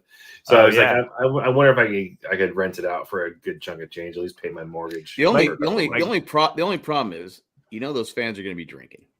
Well, yeah, that's just it, right? So, like, I mean, if I were to do that, I would try to seek out, like, maybe, I don't know, production crews or something. Like, I wouldn't want to rent it out to hooligans. I'd want to rent it out to, yeah. And at that point, Chris's son will be a little bit older, a little bit wiser. He'll have a switchblade. Get the fuck out! You're such a fucking wanker, or whatever. Sucker. Going back to OJ real quick, I had a good OJ story. I know I've told this before, but it's been a while. When I was coaching travel hockey, we were playing. Simi Valley was coming to our rink, and one of the players was Robert Shapiro's son. one of OJ's lawyers. And so I kept joking, I wonder if the knife is in the kid's hockey bag. And someone dared me to go over and say it with him standing there. So I did walk over there and I said, I wonder if OJ's knife is in this bag. And then I walked away. How many times in life you get to say something like that? What if you haven't heard that one before? He didn't say it. He just kind of gave me a dirty look, and I walked away. I go, just a joke. Lighten up, Francis. We've been watching SNL. I was going to go like this with my kids and I. I can't get the glove on. Anyway, go ahead. No, I mentioned this last week though. Like, we've been watching SNL or old SNL episodes. And we caught one where it was right after he passed away. He did Weekend Update. Norm Macdonald. Norm Macdonald, thanks. I was blanking on his name for a second there, but they played an old clip from that, and it's funny because this is what my kids remember, and this is what they knew of O.J. Simpson when we talked about it today. They remembered the Norm Macdonald clip of him saying, "Hey, that's my lucky stabbing hat." So I was like, if that's what you remember of OJ, then fine. So yeah, Norm Macdonald, yeah. Legend. Dirty Work. Great movie. It totally is a forgotten classic and overlooked classic. I don't think I've seen it. Who's in it? Oh, obviously Norm Macdonald. Chris Farley's got a few cameos in it. I always the Coke Out guy from Howard Stern and I always forget him. Yeah, it's like I know who you're talking about. His nose got all messed up, right? Yeah. I mean, it's not gonna blow you away, Jack, but it's definitely worth a watch. You know, it's a phenomenal movie. I might have seen it, I just don't remember. But it came out like 97, somewhere in there. 98. No, because Chris had died in 98. So it's been that long? That's right. It's been that long, hasn't it? Yeah. So it's got to be a 97. Somewhere. That's the Saigon horse. It's the Saigon bit off my nose. I was watching YouTube today, and they were talking about directed by Brian. What's the guy that's with Ron Howard's production company? Brian Cranston. No, he's the producer. He was talking about the movie. He was talking about the movie Splash, and he said that Artie Lang. Artie Lang's not even a fucking Brian. That's not who I was talking about. But anyway, I know Artie Lang is the Coke guy. But anyway, he was talking about the scene where he's playing racquetball with Tom Hanks, John Candy. He said he was so hungover. He was out drinking with Jack Nicholson all night, came right to the shoot and did the shoot. Like the ball where he gets hit in the head with the ball, that wasn't planned. He just got hit in the head with the ball because he was so hungover. He goes, wow. He was professional. He goes, I went out with him one night. He had 17 rum and cokes. What movie? Splash. Oh, Splash. Okay. Yeah. And who knew Daryl Hannah was married? Who knew Daryl Hannah was married to? She married Neil Young at some point. Neil Young. I was like going. Yeah. That's why Crosby, Stills and Nash & Young broke up again. No shit, Daryl Hannah. 2018. I want to say they got married. I wouldn't have put them two together. It's been at least 5 or 6 years. I mean, Brian Grazer. Thank you, Matt Treese. Yeah, Brian Grazer was the. He was telling all these stories about we John would get Candy. there soon enough. That's why David Crosby and Neil Young, and why Graham Nash didn't speak to David for like the last 10 years of his life or more because David objected to Neil divorcing Peggy, who was his wife since 1976. Because he's like, she's put up with all of your shit for over 40 years. You know, it's like she deserves more than you just dumping her. He's not wrong, but is that his say? It wasn't his say, but that's why he got pissed. Is because it's like it's not his say. But David was always opinionated, and then Peggy died like 2 years later of cancer. And so it was one of those things where it just made Neil look like a complete asshole. Right. Yeah. I don't think Neil cared, did he? Neil never cares. And then Graham as well was not happy in his marriage, and then so he took Neil's side on it, and that's why they couldn't get along. Really? And and then even when David knew he was jealous, they did have a band together. That's true. Rick James and Neil Young. Rick James, bitch. Rick James, super freak. Super freaking.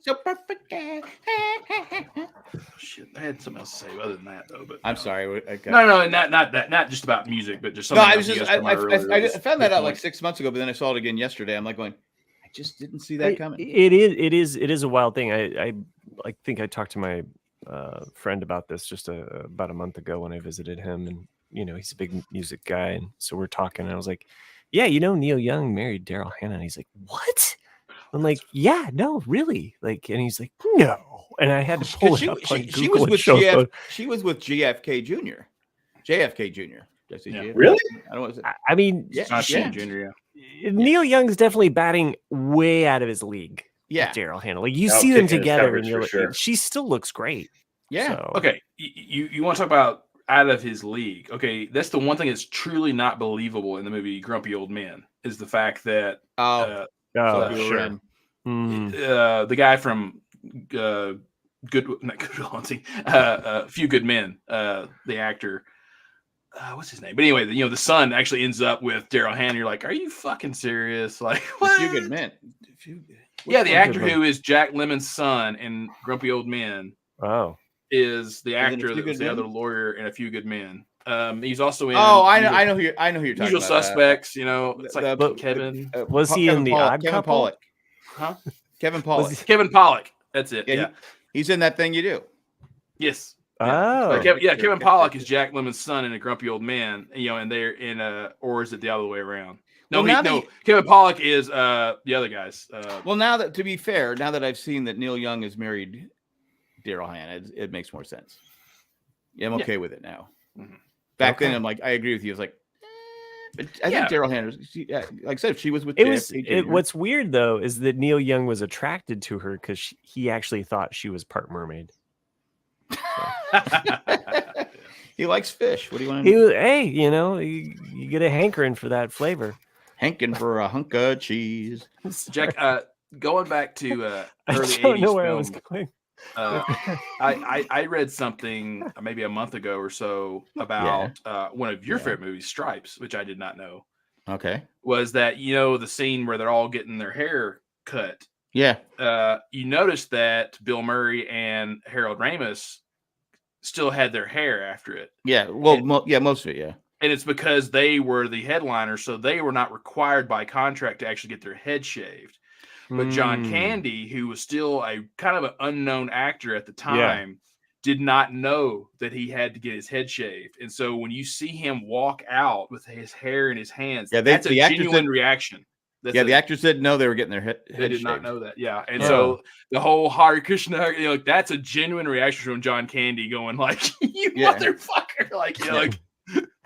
Stripes is a great movie. I need to watch that, but I got to watch these shows first. So you do. You have to watch these shows.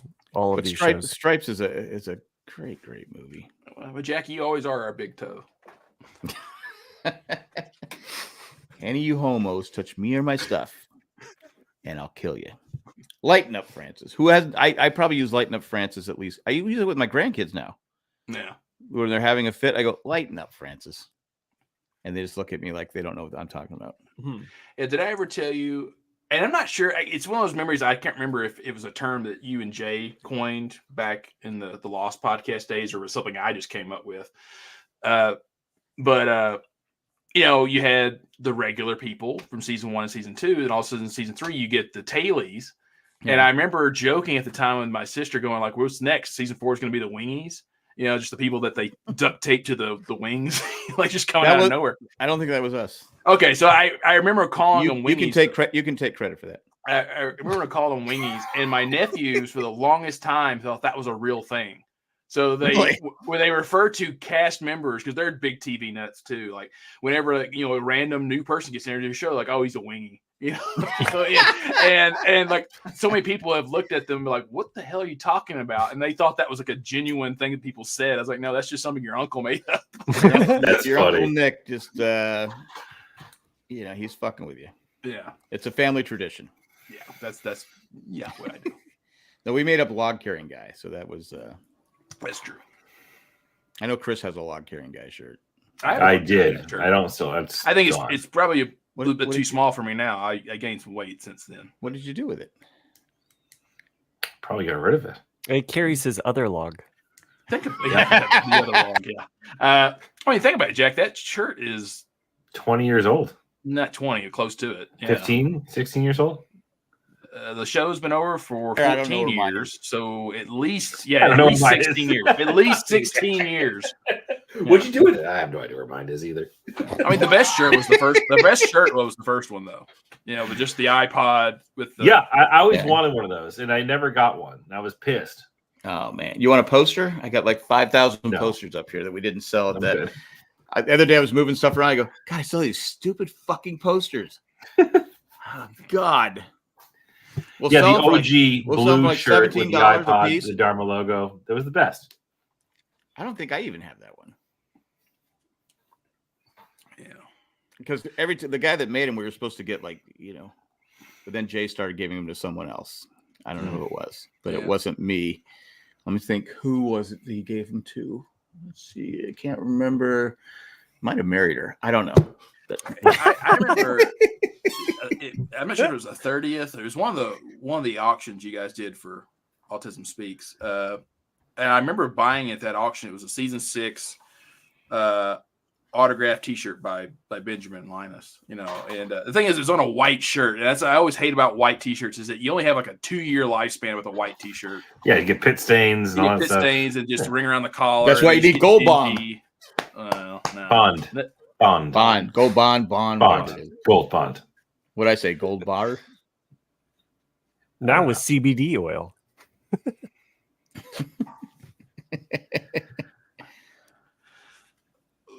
We should probably take another commercial break just to help Colleen out. And then get to the emails. Why, she got all my shirts. Oh, you're still bitter? No, I'm not bitter. No. All right. I zip it. I still have merchandise that people didn't bid on sitting up in my attic. No shit. Yeah. It's just sitting there. I know when the Dharmalars had broke up and we auctioned off, if we reach a certain amount, they'll come back together for $3,000. And you know how it reached that much? I go, we're still on like $200. I kept lying and you kept bidding. It got up to like 2,000. You fucking lied? Yeah, I lied. I said, way to go, George Washington. I think we're at like $300 you'll something never dollars. be president. People are like going, come on, you got to bid. We got to have the Dharmalars back. I'm like, and I go, God, I can't believe people aren't paying to see these guys. You should. I thought these people liked them. You should try that with Bibles. You know, I'm thinking about it. I'm a religious guy, and it seems to be working for the other guy. So, gold-plated Bible. Yeah, it got up over $3,000. I told Ralph. I said, just to let you know. I was lying the whole time. it got up to like 1,000. It's supposed to be like 1,000. It got to like $1,000, whatever it was, in like the first 10 minutes. That's hysterical. Yeah. I do what I can for the cause. Talk shoe. Was it on Talk Shoe back then? I remember that. You were the band hammer. I remember that. Right. You band people. Mm-hmm. Anyway, do we have any emails? Oh yeah. Okay. 1 second. Let me bring them up. I think Chris is getting tired. Very. Well, he's getting old. So. Yeah. Very. He's going to start beating up himself. All right. So for everyone out there, we had a small incident. We actually I'm going to the first one. We had a small incident last week, and the person issued an apology to Matt for making him feel bad. And so he wanted me to read the email apologizing to Matt. So, dear RCAD, just wanted to send an email and apologize to Matt. Any comment I've ever made in the chat over these years was only supposed to be a joke or a jab at whichever host it was directed towards. It never intended as a personal attack or on anyone. I joked that way with my friends, but as the saying goes, I guess I didn't read the room right. Oh. I have been commenting recently that I don't care. It was just a play on the host saying that they didn't care if people listened or not. Nothing more than that. I wouldn't have tuned in every week if I didn't care. I personally think Matt is a great guy. I would take your advice and move on from watching and listening to the show, at least for the foreseeable future. I saw one keyboard warrior in a post say he would take care of me and I should F off. I'm 6'4" and 275 pounds, so I don't think I have anything to worry about there. But I don't want any comments to initiate hate or violence against anyone, especially myself. And I really don't want the comments to make anyone feel bad or take them for anything more than they have been. An attempt at humor.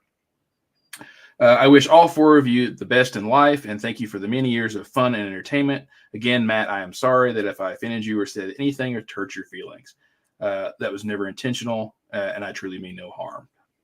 And with that, keep on rambling, and someone please rake up Randy at the end of this podcast.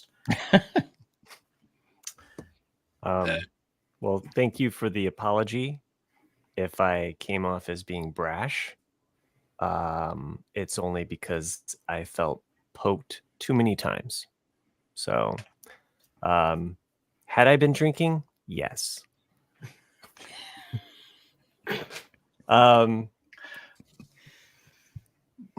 If you would like to listen in the future, great.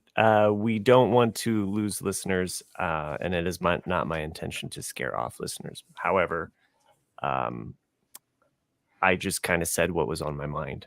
So in that moment, after many times of feeling like I couldn't say, and I thought about this actually afterwards. I thought, there was a time in which the four of us would meet without a live feed, without a live chat. And I never thought about what I would say. I never gave a consideration like, oh, hey, I've been talking for 2 minutes.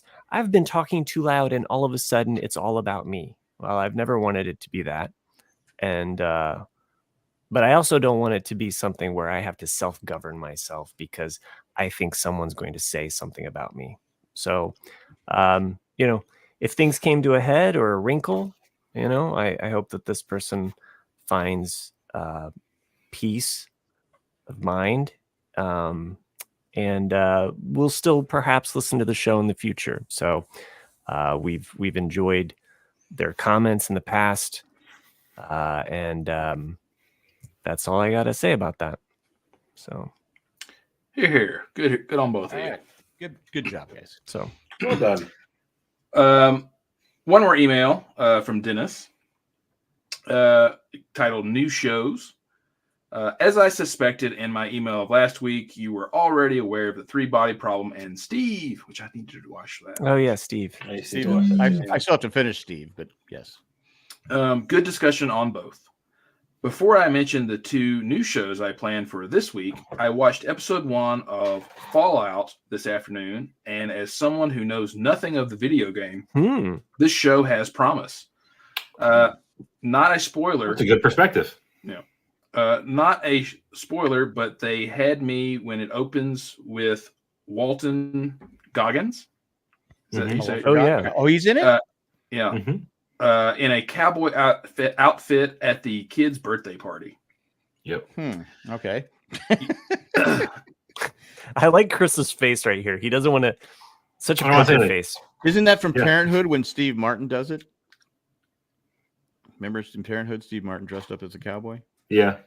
You guys see, Randy, great segue. I just woke up. What I miss? That's from Randy. All the drama. Yeah. All right. Yesterday, I watched the pilot of Parish on AMC, which stars. Oh, Jesus Christ. He's here? No. Yeah. He's risen Again? I never can say this actor's name, but Gustavo from Breaking Bad. Oh, Gustavo Fring. Esteban. It's Giacchino. Giacchino. Carlo. No, that's Giancarlo that's Esposito. Giancarlo. That's the there we go. composer. Thank you. Yeah. Esteban. Who the fuck is Esteban? Esteban. Yeah, that guy. Yeah.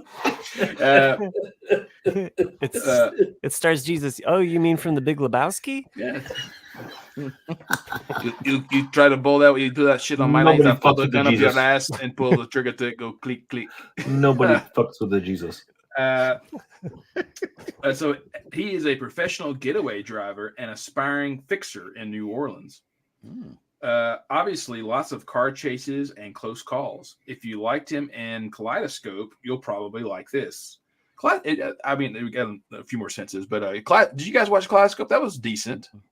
No. I never liked turning it. He's so dry. No.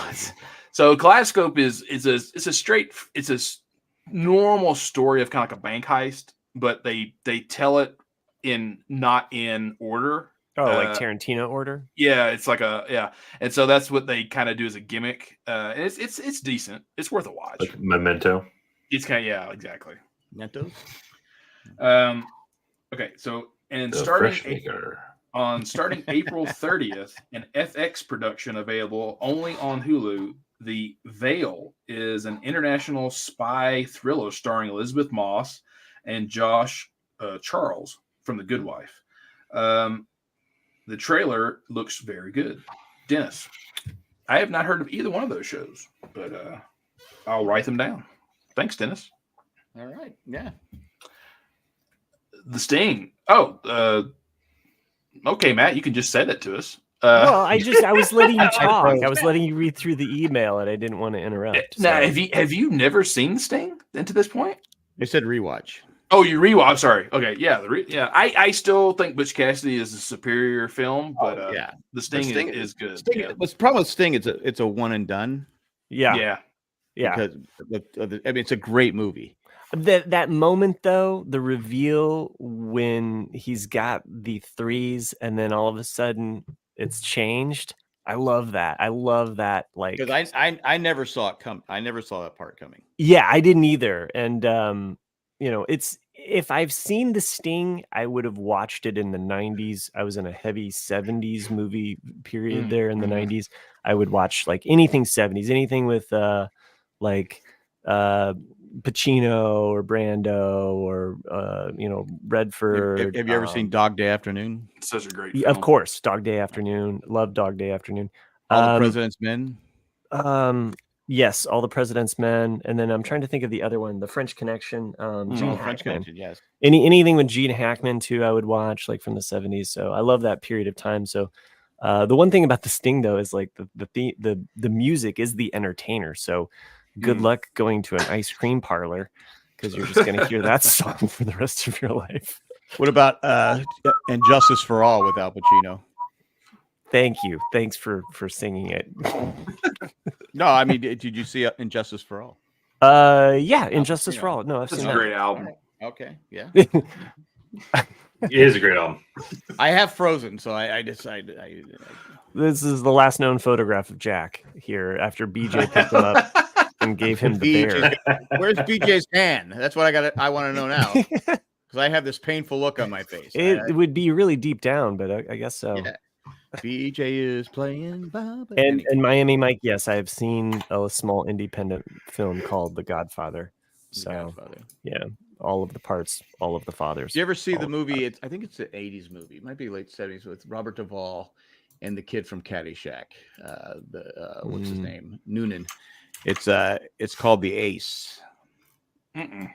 No, can't. It was released, and then they re-released it with a different title. I can't remember if it was The Ace or The Great It was The Ace at first, and then they called it The Great Santini, or vice versa. I can't remember.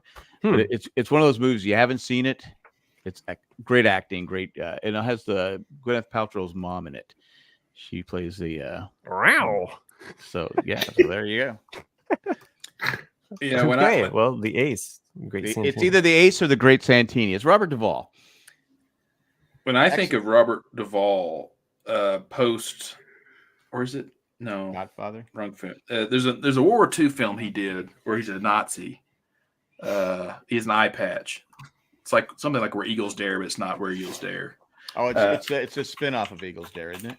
Yeah, I think it is. But that's what I think of, like post Godfather, Robert Duvall. Because I like that. I mean, like you, Jack, I like World War II films. I think they're good. And that's one of those that you see it every now and then come on like AMC or something, and it's a film that people don't talk about, which I like it though. Because it's got like the typical players in it. Like I think Donald Sutherland's in it as a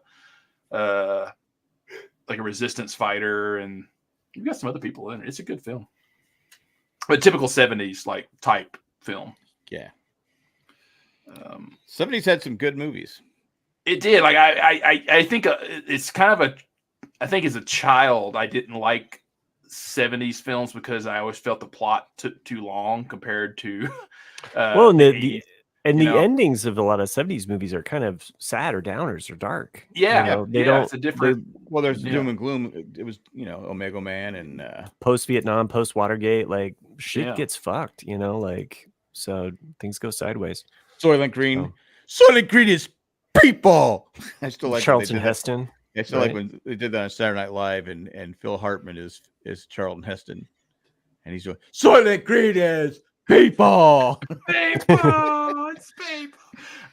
So the crackers are people? What? Because the scoops are coming. The scoops come pick up the. I remember showing Jay that movie. He's just like going, "This movie sucked."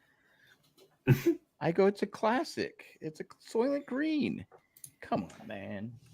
But it's one of those references too that people. If you say that to a lot of people, if you say like it's people, like they might have heard the reference, but they don't know what it's to. No. It's just one of the things about getting old that sucks. You had Jaws. Jaws, great movie. That's what we should have done a versus on. Which era had the best movies? What decade? That's so debatable, though. I mean, well, that's why you have a versus. That's the point. I don't want to have something where people disagree. Yeah. Jack can't even take. It's one of those. It's one of those things, kind of like music, where like I tend to think of like 65 through 75 as a music period instead of like saying just 60s music, because it's very different from early 60s to late 60s. Yeah. Anything post 73 I think of differently. So exactly. I kind of go up to 73. Depends on the artist or the musician. It's like there's this moment where the Rolling Stones get better and the Beatles break up. So I was like the Stones go up. I was never a big Stones fan, but some of their music's okay. I mean, I agree. Like, I mean, I think Beggar's Banquet, Let It Bleed, and Sticky Fingers are their trilogy of great films. I mean, people give Goat's Head Soup. Exile. I think Goat's Head Soup's when they started to go down. Well, yeah, what BJ was doing to me. Exile is my favorite. So see, I think Exile would have been a better single record instead of. You can make the same argument with the White Album, but yeah, I'm saying like I don't know. Sometimes it's just like I love Disc 1 of Exile. Disc 2's got a couple good tracks, but I don't put it on. I just like to get my rocks off. Okay. With Gold Bond. With Gold Bond. I will say though that Tumbling Dice is probably my top 2 Rolling Stones of all time. It's one of those where I will not skip if it comes on. I love Tumbling Dice. Tumbling Dice. I love Rolling Stone music when they use it in like Vietnam movies or Oliver Stone movies, because they're using the good songs. It fits that. I can't think of it. I like Vietnam movies when they use Jimi Hendrix all along the Watchtower. Just show me those. Yes. It's every fucking Vietnam movie. That and Fortunate Sons. Like, Jesus. I love Vietnam movies. They give me that uplifting feeling. Still reminds me of The Naked Gun, when Leslie Nielsen and Presley, what's her name? Elvis Presley's wife, Priscilla Presley, come walking out of the theater laughing, and they just saw Platoon. Right. Yeah, I mean, because Platoon is not a funny movie. No, there's so many. God, I love those movies. I really wish that someone would make another movie. Like, 'cause I loved Hot Shots. I love the Naked Gun movies. There's so many. They don't make comedies like that anymore. There's even a bar like Tropic Thunder is probably like the closest thing we've got. Yeah, in a long. The problem is people do not pay attention like they used to. They're too stuck on their phone, so that I don't think they would laugh. I don't think they'd get it. Well, it's like there's a scene. I'm not sure which Naked Gun it is, but there's a scene where he's in a bar and they're doing the whole "play it again, Sam" type stuff, and every picture that's in the wall behind him is all a disaster. So it's like, the Hindenburg, it's like everything that the Titanic, it's all the things that are like, just like, they're all horrible pictures. Well, it's like an airplane when the plane's in trouble and they're showing the movie, it's a plane crashing.